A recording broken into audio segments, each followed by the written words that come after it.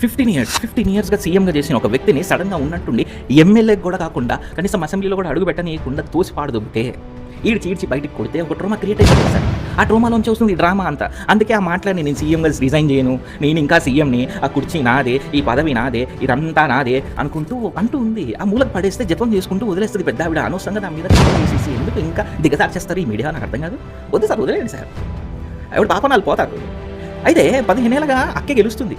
ఈవీఎంలు యూజ్ చేసే గెలుస్తుంది. మరి ఈవీఎంలు నువ్వు యూజ్ చేసి నువ్వు గెలిచినప్పుడు అదే ఈవీఎంలు కదమ్మా ఇప్పుడు యూజ్ చేసింది. ఇప్పుడు గెలిస్తే మాత్రం ఈవీఎంలు తప్పు.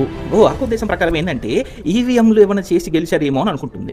అలా కాదు, కావాలంటే బంగ్లాదేశ్ నుంచి 1 కోటి మందిని దింపి వాళ్ళకి దొంగ ఓట్లు ఇచ్చేసి దొంగ ఓట్లు వేయించుకొని గెలువు కావాలంటే. ఇది అక్క కాన్సెప్ట్ అనమాట. అక్క ఏంటంటే ఈ కాన్సెప్ట్ అయితే అక్కకు ఓకే, ఈవీఎంలు ఏమైనా చేస్తే మాత్రం వద్దు. అయ్యో అక్క, ఇంక పైన రాహుల్ గాంధీ అయితే ఇంకా వేరే లెవెల్. వెస్ట్ బెంగాల్లో, అస్సాంలో జరిగిందంతా తొండే అంటాడు. మరి కింద కేరళలో కూడా అదే రోజు జరిగింది కదా, మరి అది తొండి కదా. ఆయన గెలిస్తే తొండి, ఈయన గెలిస్తే తొండి కాదు.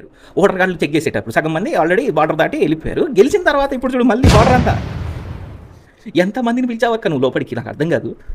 అది చూడు జనాలు ఎక్కడెక్కడ పోతూనే ఉన్నారు, ఎన్ని వేల మంది పోతున్నారు అక్కడికి, మళ్ళీ బార్డర్ దాటి బంగ్లాదేశ్కి. ఇంకో వ్యక్తి ఎవరైతే టీఎంసీలో ఎమ్మెల్యేగా కంటెస్ట్ చేద్దామని అనుకుంటే ఆ వ్యక్తి నుంచి 5 కోట్లు, ఎమ్మెల్యేగా కంటెస్ట్ చేయాలంటే 5 కోట్లు ఇవ్వాలంట. 5 కోట్లు ఆయనకి ఇవ్వడం ఇష్టం లేక వదిలేశాడు. లక్కీ ఫెలో వాజ్, నువ్వు లక్కీ ఫెలో, బతికిపోయావు. నీ 5 కోట్లు సేఫ్.